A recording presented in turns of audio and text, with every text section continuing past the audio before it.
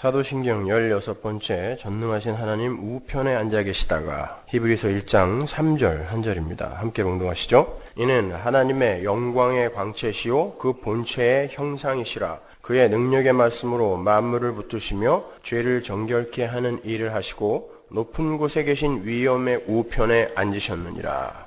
오늘 우리가 공부할 부분은 전능하신 하나님 우편에 앉아 계시다가입니다. 하나님 백성들의 모든 죄를 대속하시기 위해서 육신을 입고 이 땅에 내려오신 대제사장 예수께서는 자신의 몸을 제물로 하여 하나님 아버지가 기뻐 받으실 온전한 제사를 드리셨습니다. 그게 십자가죠. 그리고는 영원한 하늘의 지성소로 들어가셨어요. 진짜 하늘이라 그러죠. 히브리서 9장에 보면. 그게 우리가 지난주에 공부한 승천입니다. 주님은 그렇게 이 땅에서의 임무를 마치시고 하늘 지성소로 자리를 옮기셨어요. 그렇다면 그 주님은 지금 그곳에서 뭘 하고 계신 걸까요? 주님은 인성을 입고 신성을 가지신 주님은 지금 하늘에 계신데 거기서 지금 뭘 하고 계시냐고요. 혹자들이 이야기하는 것처럼 당신 백성들이 살 천국 맨션을 열심히 건축하고 계신 걸까요?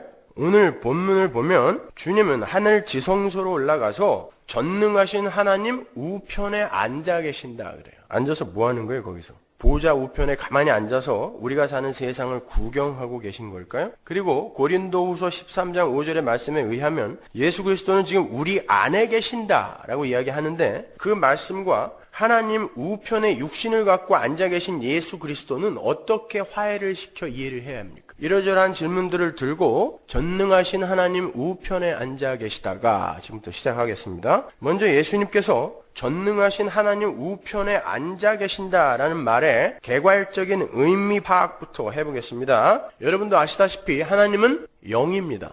영이 뭔지는 아시죠? 영은 손과 발 등의 신체 부위를 소유하고 있지 않아요. 코넬리우스 반틸 교수의 말을 빌리면 하나님은 자신을 개별화하기 위해 어떤 물질을 필요로 하는 분이 아닌 거예요. 그런 분이 어디에 앉아 계신다는 것 자체가 말이 안 되죠. 신체 부위가 없는데 어디를 대고 앉아요. 그럼에도 성경에 보면 하나님께서 앉아 계신다라는 표현이 여러 번 등장해요. 그러나 항상 어디에가 붙어 있어요. 어디에는 늘 보좌예요. 그러면 하나님이 보좌에 앉아 계신다라는 말은 무슨 말일까? 그건 신인 동형론적 표현법이라 그래요. 하나님은 인간에 비유하여 표현을 해서 우리로 하여금 사태를 잘 이해하도록 하기 위한 히브리 문학의 표현 기법이에요.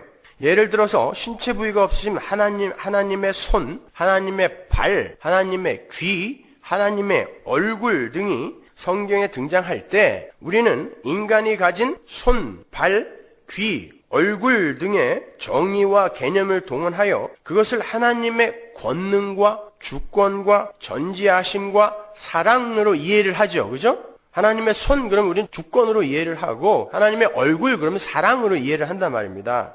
마찬가지로 하나님께서 보좌에 앉아 계신다라는 표현은 인간 세상의 왕이 그의 보좌에 앉아서 나라를 다스리듯이 하나님께서는 온 땅의 왕으로 온 세상을 다스리신다라는 표현인 거예요. 그러니까 하나님이 보좌에 앉아 계신다는 것은 한마디로 전능하신 하나님의 통치와 권세를 나타내는 말이에요. 이해가 가시죠? 시편 103편 19절 보세요. 여호와께서 그 보좌를 하늘에 세우시고 그 정권으로 만유를 통치하시도다. 이 말인 거예요. 이렇게 보좌에 앉으신 하나님은 만유를 그분의 권세로 통치하고 계심을 나타내는 표현인 거예요. 마찬가지로 우리 주님이 승천하셔서 그 하나님 보좌 우편에 앉아 계신다는 것 또한 신인 동형론적 표현인 거예요. 하나님 자체가 앉아 계신 게 아니니까 그 보좌 우편에 앉아 계신다는 것도 역시 신인 동형론적 표현이란 말입니다. 그 말은 예수님이 지금 하나님 보좌 우편에 마련된 또 다른 의자에 앉으셔서 헛기침만 하면서 이런저런 명령을 하고 계신다는 의미가 아닌 거예요. 예수님이 지금 전능하신 하나님 보좌 우편에 앉아 계신다라는 말의 의미를 파악하기 위해서는 우선 우편이 의미하는 바를 올바로 이해해야 됩니다. 동양인들에게 있어서 우편은 항상 바른 편, 옳은 편을 의미해요. 그래서 우편을 바른 쪽, 오른쪽이라 그러잖아요. 이 손을 뭐라 그래요? 오른손, 바른 손. 얘가 뭘 그렇게 바른 일을 했어요? 얘가 뭐 이렇게 옳은 일을 했다고 얘를 오른손, 바른손이라고 그럽니까? 동양인들의 사고 속에 그게 박혀 있어요. 그래서 고대 시대 때부터 누군가를 최고의 예우로 우대할 때 왕의 우편에 앉게 한 거예요. 열왕기상 2장 19절에 보면 솔로몬이 어머니 밧세바가 처소로 들어오자 왕의 신분인 자신의 우편 자리를 내드리죠. 그러니까 왕의 우편 자리는 왕이 소유하고 있는 권능과 영예를 함께 누리는 자리를 말하는 거예요. 따라서 예수님께서 지금 전능하신 하나님 우편에 앉아 계신다는 표현은 예수님이 성육신 하셔서 이 세상을 사시는 동안에 겪었던 약함과 순환과 죽음의 삶의 대척점에서 하나님의 권능과 하나님의 명예를 회복하시고 하나님으로서 통치를 하고 있다라는 이야기인 거예요. 빌립보서 2장 9절 보세요. 이러므로 하나님이 그를 지극히 높여 모든 이름 위에 뛰어난 이름을 주사 하늘에 있는 자들과 땅에 있는 자들과 땅 아래에 있는 자들로 모든 무릎을 예수의 이름에 꿇게 하시고, 바로 이 상태를 이야기하는 거예요. 이게 보좌 우편에 앉아있는 상태인 거예요. 그렇다면 이제 하늘과 땅을 권능으로 통치하고 계신, 전능하신 하나님 우편에서 하늘과 땅을 권능으로 통치하고 계신 진정한 만유의 왕 예수님께서 어떤 통치를 하고 있는지를 알아야 되겠죠? 시편 110편 1절 보세요. 아주 중요한 구절이에요. 다윗의 시입니다. 여호와께서 내 주에게 말씀하시기를 내가 네 원수로 네 발등상 되게 하기까지 너는 내 우편에 앉으라 하셨도다. 하나님께서 예수에게 너는 내 우편에 앉아라 라고 말씀하셨어요. 언제까지? 원수가 발등상 되게 할 때까지. 발등상은 뭐예요? 발을 얹어놓는 곳이에요. 그러니까 뭐죠? 원수의 머리를 완전히 밟아 뭉갤 때까지라는 뜻이에요. 그러니까 지금 예수님은 하나님의 권능의 보좌 우편에서 뭐 하고 있는 거예요? 십자가에서 이미 밟아버린 원수의 발을 가시적으로 밟아내는 일을 하고 계시는 거예요. 조금 더 자세하게 제가 설명해 드릴게요. 2절 보세요. 우선 여호와께서 시온에서부터 주의 권능의 호를 내어 보내시리니 주는 원수 중에서 다스리소서. 왜 원수 중에서 다스려요? 원수 싹 쓸어버리면 안 돼요? 근데 원수 중에서 다스리소서 그래요. 어디서? 하나님 보좌 우편에서. 우린 여기에서 아주 중요한 두 가지 사실을 발견할 수 있어요. 예수님은 지금 원수를 발등상 되게 하기까지, 원수의 머리를 완전히 밟으실 때까지 하나님 우편에 앉아 계세요. 그 말은 다른 말로 지금 예수님께서는 하늘에서 하나님의 권능으로 원수의 머리를 밟는 일을 하고 계신다는 말인데요. 이 시편 110편을 예수님께서 마가복음 12장에서 그대로 인용하시죠. 내 주가 주에게 라고 이야기하잖아요. 여기서 여호와께서 내 주께 라는 말을 70인역에서 그렇게 번역했단 말이에요. 큐리오스가 큐리오스에게, 여호와 하나님이 여호와 하나님에게. 이 말도 마찬가지예요. 여호와 하나님이 내 여호와 하나님께 라고 지금 1절이 이야기하고 있죠. 예수님도 여호와 하나님이라는 말이에요. 지금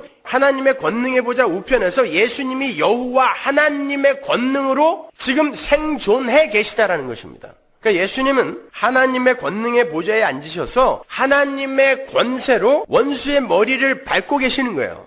그리고 두 번째로 2절에 나오는 것처럼 예수님은 원수들까지도 다스리고 계신다는 거예요. 원수 중에서 다스리라라는 건 원수들까지도 다스린다는 거예요. 그러니까 마귀는 누구가 다스리고 있다? 예수가 다스리고 있는 거예요, 여러분. 예수가 마귀와 싸우고 있는 거 아닙니다. 걔는 상대가 안 돼요. 피조물인데 어떻게 피조물이 창조주와 싸워요. 그러니까 조금 이해하기 쉽게 풀어서 설명을 해드리면 이러합니다. 하나님은 창세기 3장 15절에서 당신의 백성들에게 여자의 후손이 원수의 머리를 밟을 것이라는 원시 복음을 주셨어요. 그 언약대로 여자의 후손으로 오신 예수 그리스도는 십자가에서 원수의 머리를 밟으셨어요. 그건 아시죠? 거기서 승리를 하신 거잖아요. 그런데 그 승리는 영적인 승리예요. already 영적인 승리. 이제 승리 안에 들어온 당신의 백성들의 삶 속에서 그 승리의 십자가가 이해가 되고 적용이 되고 가시적으로 완성이 되어야 하는데, 새하늘과 새 땅으로 완성이 되어야 하는데, 하나님 나라로 완성이 되어야 하는데, 육신을 입고 있는 당신의 백성들이 스스로의 자아 안에서조차 그 싸움을 버거워하며 싸우고 있는 거예요. 여전히 자기 안에서도 자기에게 지고 있어. 자기 옛사람에게 지고 있단 말입니다. 머리를 밟았는데 그 밟힌 머리에게 늘 당하고 있는 거예요.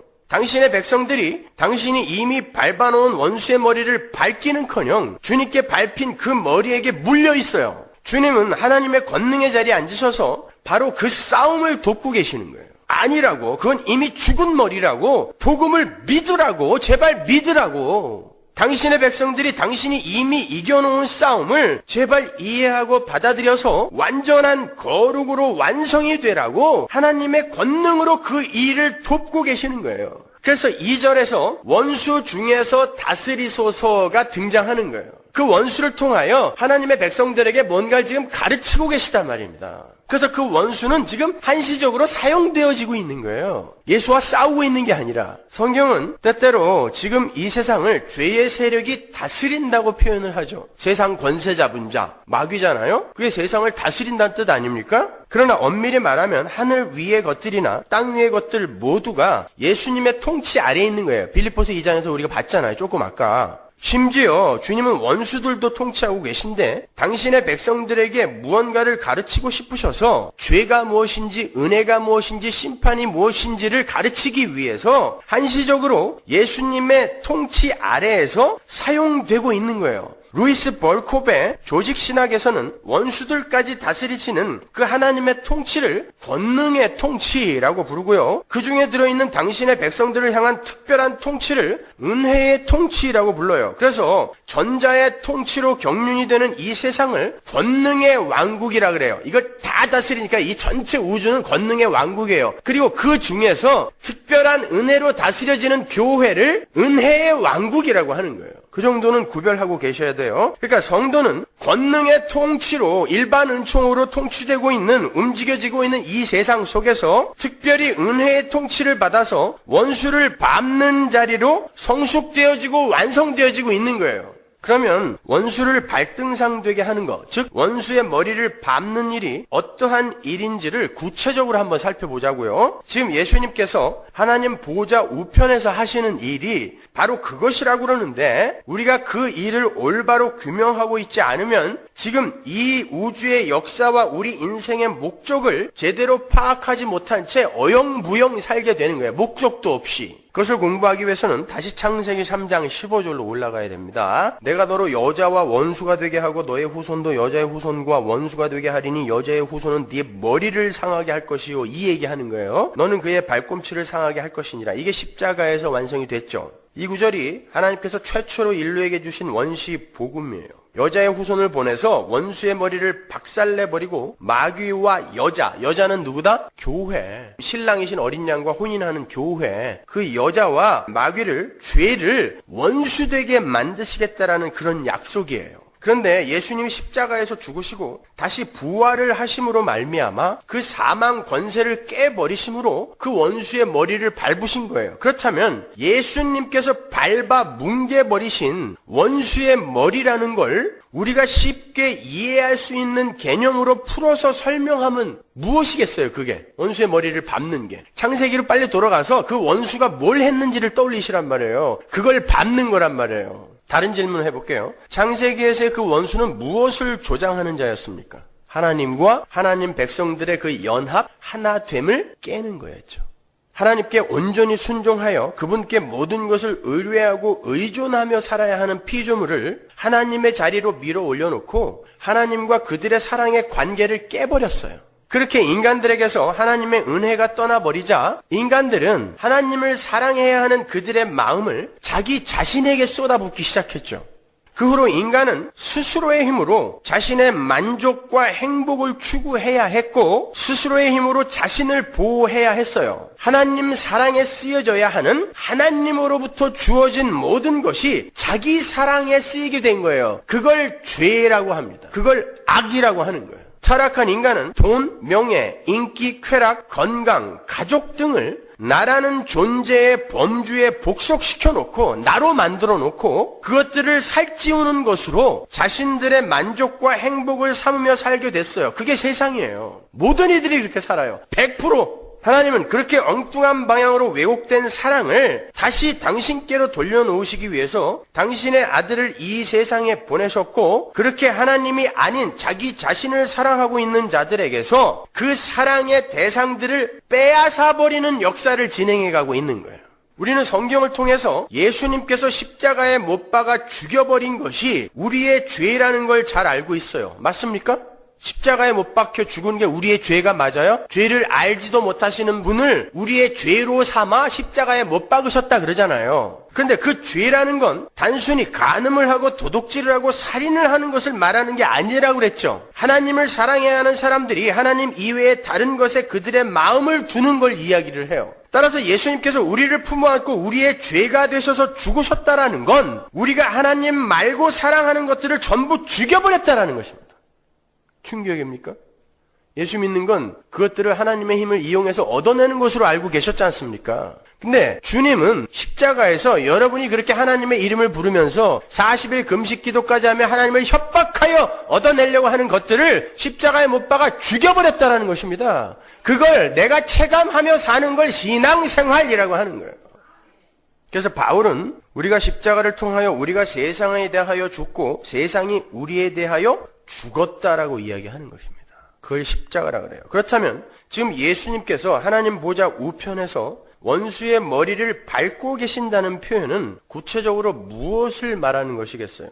바로 우리로 하여금 마음을 다하고 뜻을 다하고 힘을 다하여 여호와 하나님만을 사랑하는 자로 만들어가고 계신다는 말이겠죠. 원수가 그거 못하게 한 거니까. 근데 그 원수의 머리를 밟는다는 건 다시 그 자리로 회복시킨다는 거 아닙니까? 그렇죠? 그 말은 다른 말로 우리가 이 세상에서 힘으로 추구하며 살고 있는 것들을 하나하나 끊어내고 계신다는 말씀인 거예요.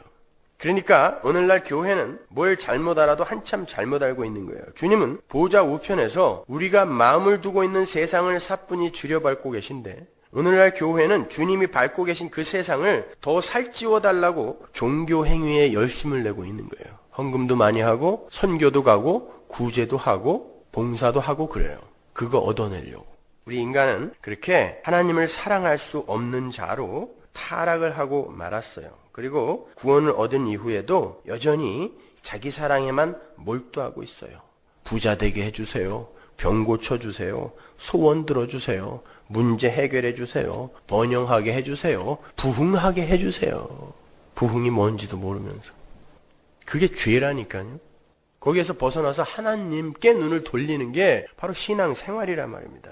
그래서 예수님은 지금도 우리를 위해 기도하고 계시고 말씀을 통해 양육하고 계시며 올바른 길로 우리를 통치하고 계시는 거예요. 어디서? 하나님 보좌 우편에서. 우리가 못하니까. 구원을 받았는데 그 영적 현실이 already 우리에게 주어졌는데 not yet 아직 못하고 있으니까 하나님 나라에서 그걸 지금 돕고 계신단 말입니다. 왕이요 제사장이요 선지자로 오셨던 예수님이 지금도 하나님 나라에서 왕이요 제사장이요 선지자의 직분을 갖고 하나님의 권세로 우리를 돕고 계신단 말입니다. 그래서 여러분의 인생에서 그렇게 여러분이 하나님 말고 사랑했던 것들이 떨어져 나가고 있는 거예요. 누구 때문에? 하늘에서 왕으로 제사장으로 선지자로 여러분을 돕고 있는 바로 그분 때문에. 그러면 그런 것들이 떨어져 나갈 때 우리는 하나님께로 눈을 돌려야 되는데 우리는 도리어 하나님을 더 미워해버리죠. 이딴 것도 하나 못 도와주는 그런 하나님. 그러니까 얼마나 잘못 배워온 것입니까? 우리가 교회에서. 하나님의 도움을 오히려 우리는 모욕하고 있잖아요. 히브리서 10장 11절 보세요. 제사장마다 매일 서서 섬기며 자주 같은 제사를 드리되 이 제사는 언제든지 죄를 없게 하지 못하거니와 오직 그리스도는 죄를 위하여 한 영원한 제사를 드리시고 하나님 우편에 앉으사 그 후에 자기 원수들로 자기 발등상이 되게 하실 때까지 기다리시나니. 또 나오죠. 하나님 우편에서 하나님이 뭐하고 계세요? 원수 머리 짓밟고 계시단 말입니다. 원수 머리를 짓밟는 건 뭐다? 당신의 백성들이 하나님 말고 사랑하고 있는 것들 밟아 뭉개서 없애버리는 것입니다. 그래서 성도의 삶이 고달픈 거예요. 왜? 여전히 내 육신이 이 땅만 바라보고 있는데 하나님이 권능의 철장으로 그걸 지금 끊어내고 계시니까. 히브리서 7장 24절 보십시오. 예수는 영원히 계심으로 그 제사 직분도 갈리지 아니하나니. 제사 직분이 뭐예요? 제사장. 그러므로 자기를 힘입어 하나님께 나아가는 자들을 온전히 구원하실 수 있으니 이는 그가 항상 살아서, 지금 제사장으로 항상 살아서 뭐 한다 그래요? 저희를 위하여 간구하신다 그래요. 이 대제사장은 우리에게 합당하니 거룩하고 악이 없고 더러움이 없고 죄인에게서 떠나 계시고 하늘보다 높이 되신 자라. 우리 죄를 위해서 영원한 제사를 영단번에 드리신 대제사장 예수가 지금 우리를 위해 뭘 하고 계신다 그래요? 우리를 위해 간구하고 계신대요. 기도하고 계신다는 거예요. 간절히 기도하고 계신다는 뜻이에요. 우리 거룩과 하나님 백성으로의 완성을 위해 그분이 기도를 하고 계시는 거예요. 이 세상에서 잘 먹고 잘 살게 해달라고, 병 고쳐주고 무슨 부자 되게 해달라고 그 기도 돕고 계시는 게 아니라 우리를 하나님의 거룩한 백성으로 회복시켜달라고, 하나님만 사랑하는 자로 회복시켜달라고 기도하고 계시는 거예요. 근데 그분은 하나님이에요. 그러면 하나님이 기도하시는 것은 하나님의 뜻이라는 것이죠. 하나님의 뜻은 반드시 이루어진다, 안 이루어진다? 이루어져요. 그래서 여러분이 이 세상에서 하나님 말고 사랑하고 있는 것들을 전부 똥처럼 여기게 돼요. 반드시. 그래서 그러한 것들이 여러분의 삶 속에서 하나하나 지금 떨어져 나가고 있는 것입니다, 여러분. 그 예수님의 기도가 있기에 우리가 이렇게 엉뚱한 곁길로 못 가고 십자가의 길, 자기 부인의 길에 서 있는 거예요. 그래서 힘이 들어요. 얼마나 우리 삶에 간섭하는지를 몰라요. 잘못 가는 꼴을 못 보셔. 잠도 안 주무시고 우리를 쫓아다니세요. 얼마나 피곤합니까? 그렇게 좋아하는 세상이 자꾸 내게서 멀어져가는 일만 생겨요. 반면에 예수님의 기도에서 제외된 자들은 자기들 내키는 대로, 자기들 뜻대로 이 세상 것들로 만족하며 행복해하며 즐겁게 살아요. 그것이 얻어지면 행복해요, 그들은. 그게 시편 73편입니다.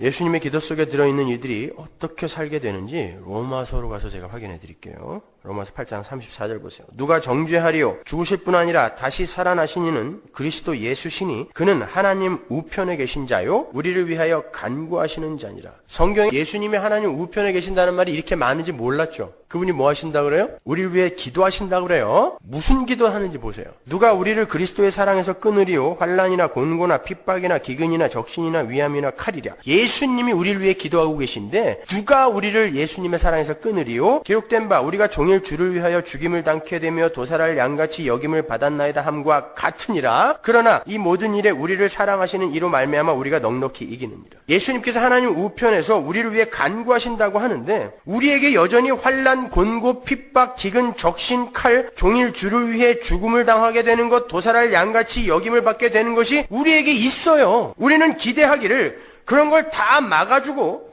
이 땅에서도 우리의 소원과 야망을 모두 이루어내며 모든 문제를 해결받는 그런 기도를 하실 것이다라고 배워왔잖아요. 그렇게 기대하고 있잖아요. 근데 예수님의 기도는 그러한 것이 닥쳤을 때 하나님을 사랑하는 사랑만으로 그러한 것을 넉넉히 견뎌내게, 이겨내게 해달라는 기도를 하고 있단 말이에요. 가난할 때 돈을 주어서 쟤 좀 행복하게 해주세요라는 기도를 하시는 게 아니라 그 가난 속에서 어떻게 하나님으로만 행복할 수 있는지 그를 그렇게 좀 만들어주세요라고 기도하시는 거예요. 병이 걸렸을 때 얘 병 좀 빨리 고쳐서 빨리 건강하게 행복하게 만들어주세요가 아니라 그 병 속에서도 하나님만으로 행복한 그 성숙한 하나님의 백성으로 완성시켜 주세요라고 기도한다는 거예요. 여러분의 기도가 그 기도를 쫓아가야 된다는 것입니다. 그런데 어떻게 된 게 이 세상 사람들은 그런 게 우리에게 닥쳤을 때에 그걸 하나님의 저주로 착각하고 있어요.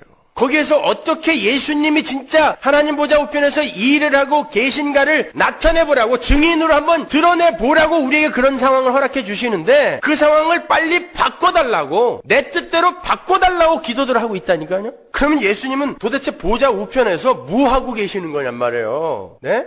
말이 안 되잖아요. 그런데도 그걸 신앙이라고 착각하면서 살고 있는 것입니다. 하나님 보좌 우편에 앉아 계신 대제사장 예수님의 기도는 우리가 왜곡된 사랑을 회복하여 하나님께로 올려드리면서 이 세상에서 우리가 힘삼아 살고 있던 것들이 끊어져 나가는 상황 속에서도 하나님을 사랑함으로 당면한 상황들과 현실들을 넉넉히 견뎌내는, 잘 이겨내는 하나님의 백성으로 완성이 되게 해달라는 그런 기도인 거예요. 이렇게 대제사장으로서 하나님 보좌 우편에 앉아 계신 예수님은 우리의 세상 사랑과 자기 사랑을 밟아 뭉개고 계신 것입니다. 두 번째로 그분은 지금도 우리에게 말씀으로 찾아오셔서 하늘의 비밀을 계시해 주세요. 그건 뭐죠? 선지자잖아요. 선지자 직분. 주님의 하늘에서의 선지자 직분이 지금도 시행되고 있다는 거예요. 그 일을 하기 위해 이 땅에 오신 분이 누구죠? 성령이잖아요. 그리스도의 영. 주님은 성령으로 오셔서 보좌 우편의 이 일을 우리 안에 실행하고 계시는 거예요. 요한복음 14장 26절 보세요. 보혜사 곧 아버지께서 내 이름으로 보내실 성령, 그가 너희에게 모든 것을 가르치시고 내가 너희에게 말한 모든 것을 생각나게 하시리라. 그런데 성령께서 우리에게 깨닫게 해주시고 계시해 주시는 하나님 말씀의 구체적 세목이 뭐예요? 죄에 대하여, 의에 대하여, 심판에 대하여. 야, 너희들 그렇게 계속 죄에 머물다가는, 죄가 뭐라 그랬어요? 하나님 말고 딴 것에 마음 두고 거기서 행복 찾으려고 하다가는 너희들 심판받는다. 의가 준비됐으니 의를 꼭 붙들어라. 이거 세계 가르쳐 주는 거예요. 뭐 하라는 것입니까? 자기 부인하라는 거예요. 이 세상에서 세상 것으로 행복하려고 하는 모든 시도를 거두라는 것입니다. 잘 안 되죠. 그래서 하나님이 선지자로 지금도 하나님 보좌 우편에서 우리에게 계속 말씀하고 계시는 거예요. 설교자를 통하여, 성경을 통하여. 그걸 돕고 계시는 거예요. 보좌 우편에서. 마지막 남은 게 뭐죠? 왕 직분이에요. 예수님의 왕의 직분은 무엇을 위한 직분인지 한번 보자고요. 고린도전서 15장 25절 보세요. 저가 모든 원수를 그 발 아래 둘 때까지 불갑을 왕 노릇 하시리니. 전부 연결이 되죠. 그죠? 맨 나중에 멸망받을 원수는 사망이니라. 사망, 그 죄의 근원을 밟아 문개기 위해 지금 왕 노릇 하신다라는 거예요. 그러니까 지금 예수님은 하나님 우편에 앉으셔서 우리의 머리로, 교회의 왕으로, 우리의 왕으로 우리 교회를 다스리고 계세요. 그런데 그분의 통치가 무엇을 향한 통치다? 원수의 머리를 밟고 사망을 멸망시키기 위한 통치란 말입니다. 원수는 뭐예요? 네가 왕이야. 왜 하나님께 순종을 해? 네 맘대로 살아. 네가 스스로 하나님처럼 될 수 있다니까. 그게 마귀잖아요. 그게 원수잖아요. 그걸 밟는 거예요. 교만의 자리에서 끌어내리는 것입니다. 하나님은 우리를 그렇게 왕으로 통치하고 계시는 거예요. 그럼 제사장, 왕, 선지자로서의 예수님이 지금 뭐 하고 계신다? 하나님 보좌 우편에서 우리의 자기 사랑과 세상 사랑, 이 세상 것으로 나를 자랑하려고 하고 내가 이 세상 것으로 행복해 하려고 하고 만족해 하려고 하는 그 모든 시도들을 끊어내고 계시는 것입니다. 그래서 여러분 삶 속에서 그런 것들이 지금 조금씩 끊어져 나가는 거예요. 그래도 불만이세요? 많은 분들이 저에게 찾아와서 왜 하나님이 날 도와주지 않냐고, 날 왜 이대로 두고 보시냐고, 왜 내 병 안 고쳐주냐고, 왜 나 이렇게 가난하게 만들었냐고 저한테 따지는데 제가 그랬어요? 왜 저한테 따지세요? 하나님이 그렇게 하셨어요. 왜? 하나님만 바라보라고. 그게 신인 동형론적 또 다른 표현 중에 하나, 질투하시는 하나님이라는 거예요. 근데 여러분이 그 자리에서 하나님을 바라보냔 말이에요. 더 미워하고 있잖아요, 하나님을. 그들을 성도라고 합니까? 그들을 불신자라고 하는 거예요. 그렇게 하나님은 당신이 왕으로서 완성하신 하나님 나라의 실체를 성도들에게 이해시키시고 적용시켜서 세상 사랑과 자기 사랑에서 벗어나서 하나님만 사랑하는 자로 회복시키는 왕이요, 제사장이요, 선지자의 일을 하고 계신 거예요. 근데 그 사역은 이미 영적으로 완성이 됐어요. 따라서 우리가 이 세상에서 예수님의 권능의 도우심을 받아 이루어내야 할 것은 우리의 불가능함과 무력함을 인정하고 예수님의 십자가 은혜의 크기와 깊이를 깨달아 자기를 부인하고 하나님께 온전히 순종하며 그분만을 나의 힘으로 여기며 사는 하나님 나라 백성으로 지어져 가는 거예요. 서서히. 거기에 질병이 쓰일 수 있고 파산이 쓰일 수 있고 이혼이 쓰일 수 있고 가난이 쓰일 수 있고 사고가 도구로 쓰일 수 있는 것입니다. 그 모든 걸 저주로 매도하지 마세요. 이렇게 우리는 하나님만 사랑하는 자로 하나님께만 영광을 돌리는 자로 성숙이 되고 완성이 되어야 돼요. 예수님의 십자가는 바로 그 목적을 이루기 위해 이 땅에 선 것입니다. 그 모든 구속의 이야기가 적혀있는 책이 성경이죠. 그래서 우리에게 주신 모든 말씀, 구약의 율법이나 선지자, 신약의 모든 말씀을 한마디로 요약하면 뭐다? 주 너의 하나님을 마음을 다하고 힘을 다하고 뜻을 다하여 사랑하라. 그게 유일한 목적이라니까요. 이 우주가 존재하는 유일한 목적이며 교회가 지금 이 역사를 살아가고 있는 유일한 목적이란 말이에요. 그것이 마태복음 22장 36절 보세요.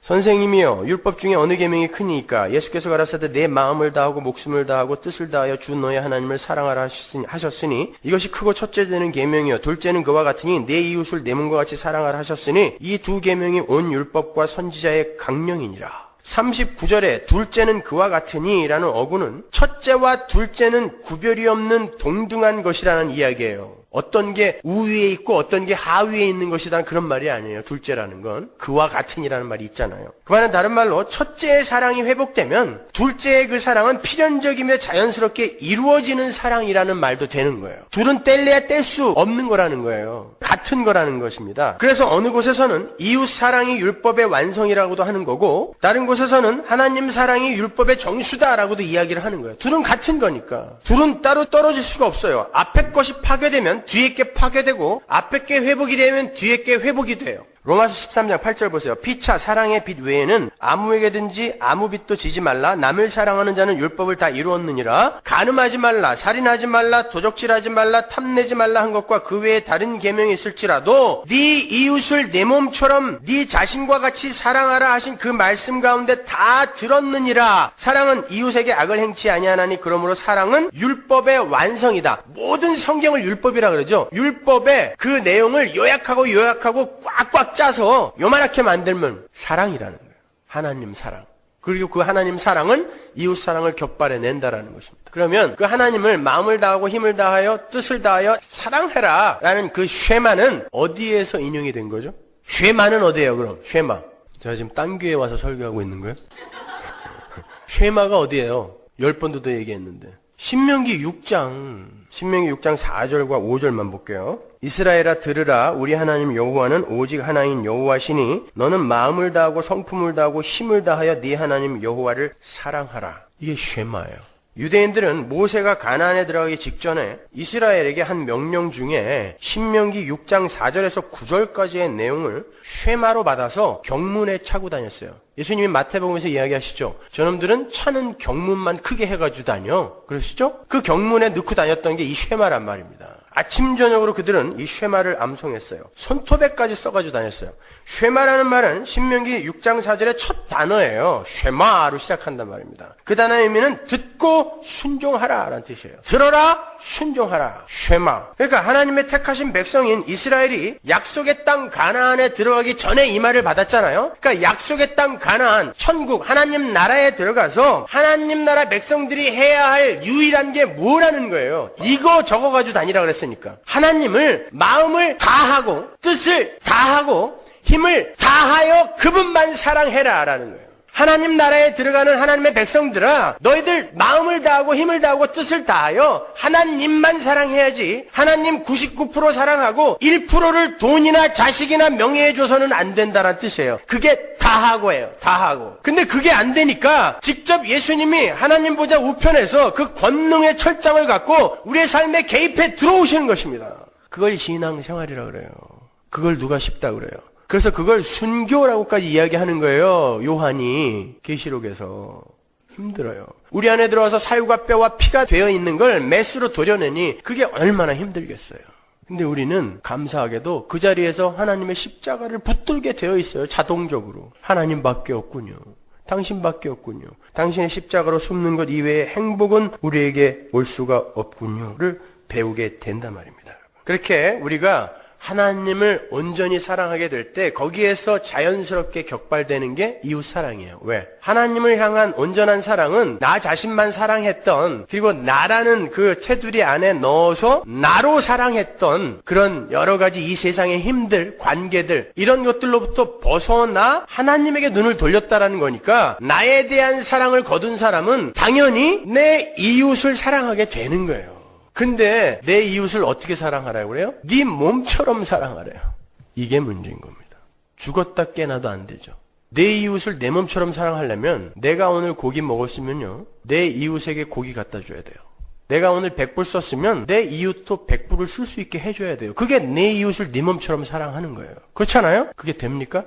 안 되잖아요. 근데 왜 물으러 오는 사람이 없어요? 왜 그게 안 되냐고 궁금해하는 이들이 없어요. 신앙생활은 그냥 대충대충 설렁설렁 해도 되는 걸로 알고 있는 거죠. 안 되잖아요. 심지어 자기 자식도 그렇게 사랑 못해요. 자기 부모도 그렇게 못 사랑합니다. 그러면 네 이웃을 내 몸처럼 사랑하라는 이 성경의 이 명령은 도대체 뭐냔 말입니다. 한번 생각해 보세요. 하나님을 사랑하는 데에서 격발이 되는 이웃 사랑은 무엇을 전제로 나와야 하는 거예요? 하나님 사랑. 그러면 하나님을 사랑하지 못하는 자, 하나님을 알지 못하는 자들은 이웃을 사랑할 수 있다 없다? 그럼 간디나 슈바이처가 한 사랑은 사랑이다 아니다? 사랑 아닌 것입니다.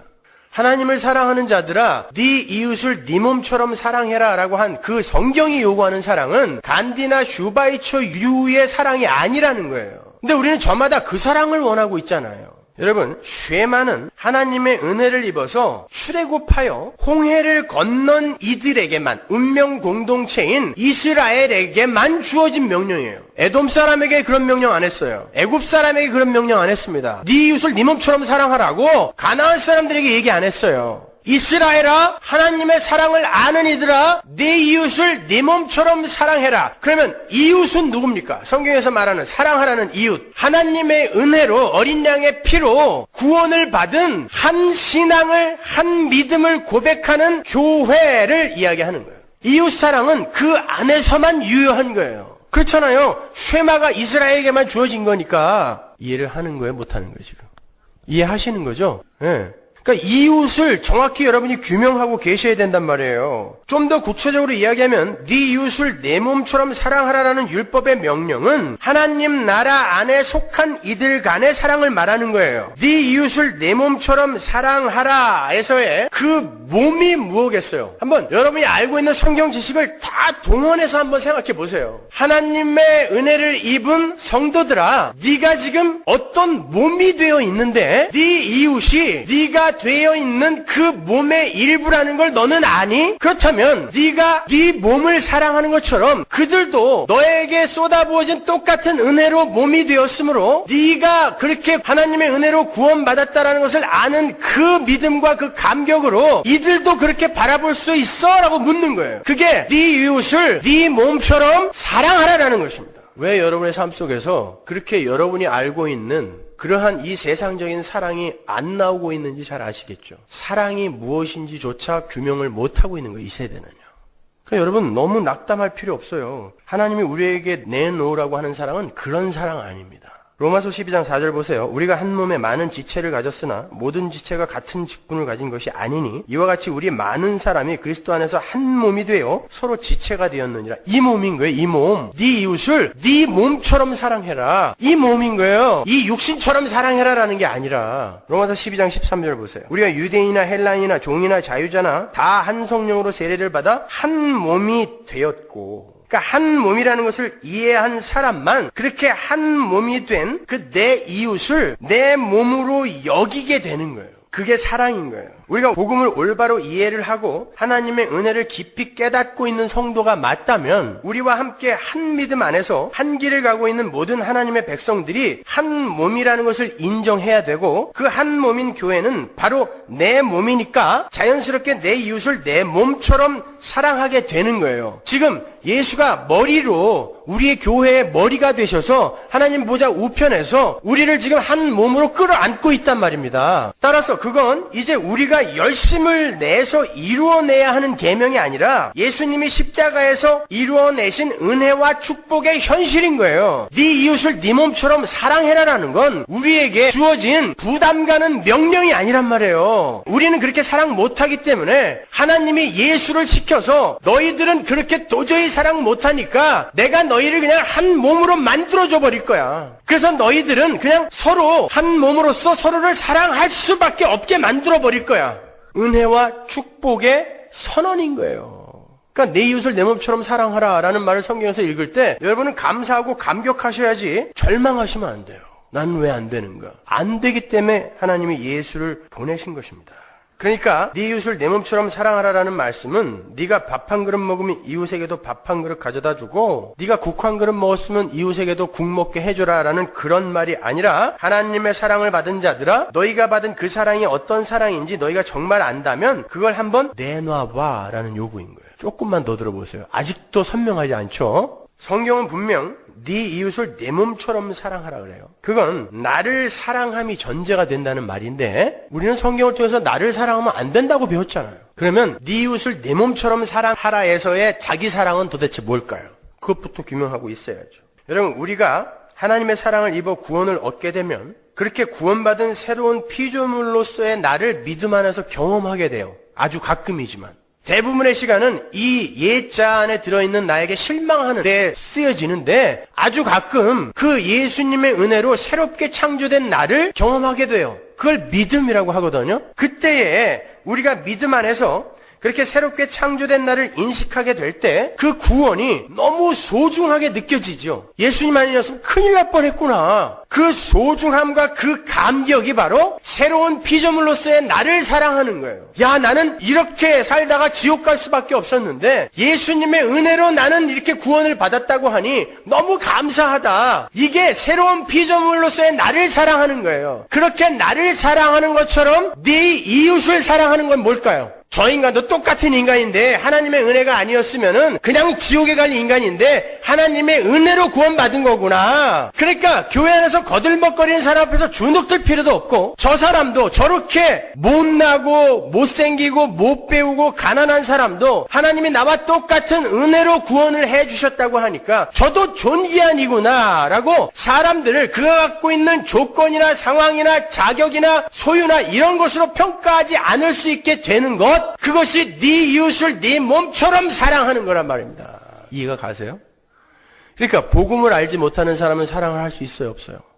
못하죠. 자기가 어떻게 사랑을 받았는지를 모르는데 그 사랑으로 어떻게 다른 일을 바라봅니까? 그러니까 네 이웃을 내 몸처럼 사랑 못하는 것입니다. 이건 어떤 책에도 쓰여있지 않은 것이고 누구도 가르쳐주지 않는 거예요. 잘 이해하셔야죠. 응?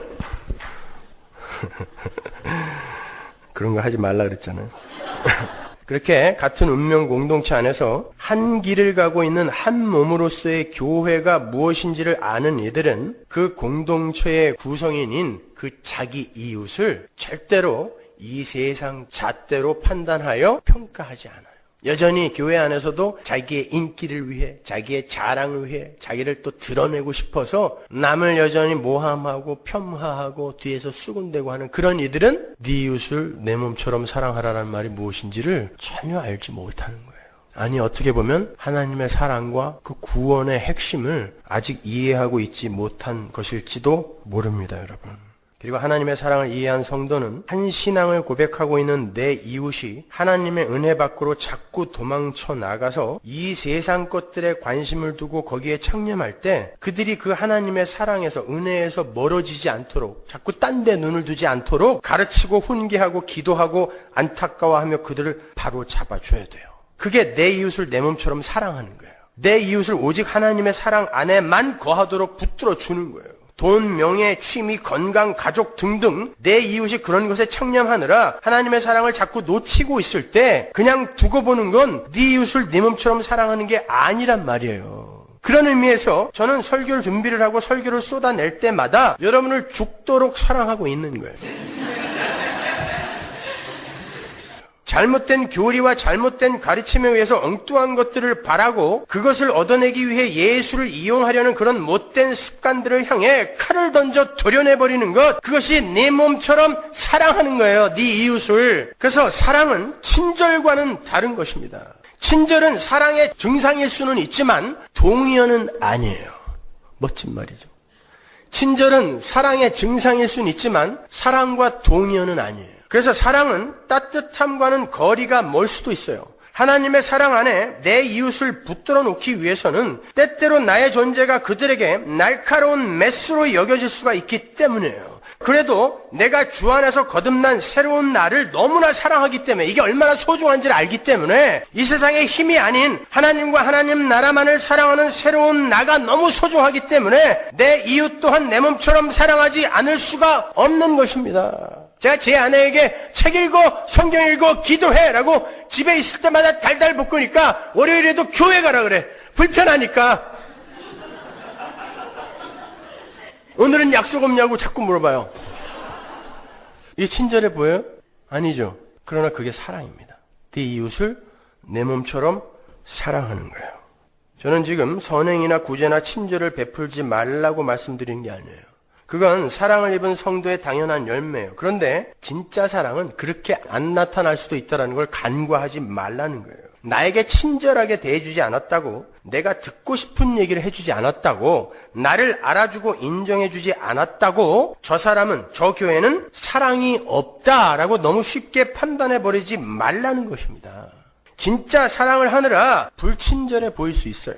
진짜 사랑을 하느라 싸늘해 보일 수 있단 말입니다. 거짓되고 위장된 사랑을 오해시키지 않기 위해 일부러 가면을 써가면서까지 친절을 가장하지 않는 사람을 사랑이 없다, 차갑다라고 매도하지 말라 말입니다. 오히려 우리는 그러한 싸늘함과 불친절 속에서 인간은 이렇게 사랑할 수 없는 존재라는 것을 배울 수 있는 실력자가 돼야 되는 거예요. 그리고 그 속에서 바로 사랑하지 못하는 나를 발견해야 되는 것입니다. 그래서 예수가 올 수밖에 없었구나를 배우는 거예요. 사랑은 분명 좋아함, like와는 다른 거예요. love는 like와 다른 거예요. 그래서 사랑은 언약적 사랑이며 의지적 사랑이다 라고 이야기를 하는 것입니다. 그래서 제가 원수에게 다가가서 떡이라도 하나 더 주어보라고 말씀을 드렸던 거예요. 그러나 사랑은 그렇게 훈련을 해서 해낼 수 있는 것이다라는 의미로 그렇게 말씀을 드린 게 아니란 것입니다. 우리는 그렇게 의지적 사랑을 시도하는 과정 속에서도 여전히 마음속으로는 미운 사람 떡 하나 더 갖다 주면서 마음속으로는 확체해서 뒤져버려라 이런 마음을 갖고 가는 것처럼 거기서 그걸 폭로당하면서 나는 왜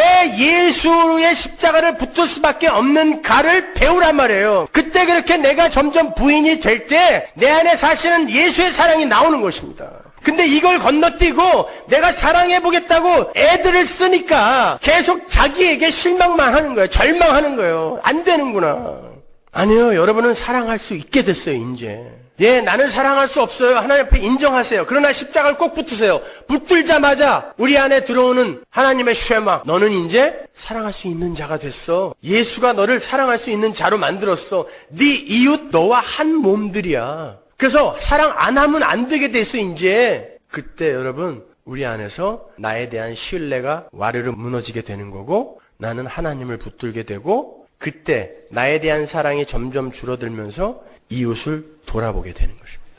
그러니까 당연히 의지적 사랑을 많이 해봐야 돼요, 안 해봐야 돼요? 해봐야 되는 거예요. 근데 그게 안 된다고 절망하지 말란 말입니다. 절망하는 데서 그치지 말고 그때 하나님의 십자가를 꽉 붙으세요. 주님이 저는 사랑할 수 있는 자가 됐다라고 하는데 왜 저는 여전히 이 모양입니까? 기도는 그 기도를 하는 거예요.